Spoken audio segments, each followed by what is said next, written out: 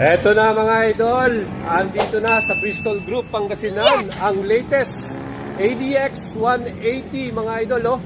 Pwede nyo nang makita to personal dito sa kanilang store. Napakagwapo, grabe oh.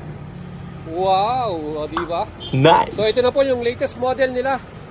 Ang gwapo mga idol oh. Ayan oh. Available na, pwede nyo nang mabili. Sir, magkano SRP nito? SRP niya 198,000. Nice. 178,800. Ayun. So, bilisita na kayo dito sa Bristol Group Pangasinan mga idol. Ayan o. Ha?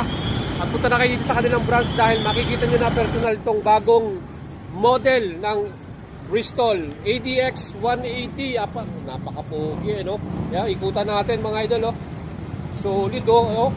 ADX 180, bagong decals, bagong engine type, 180cc na to, mas malakas na arangkada, siyempre mas powerful, at ang pinakamaganda rito, eto, bagong TFT display, mas pinalaki, mas solid, plus, meron na rin tayong front camera, ayan mga idol, ang astig, di ba? So meron rin tayong camera dito sa ating bagong model, again, inverted pa rin ang ating front suspension, naka-spoke wheels.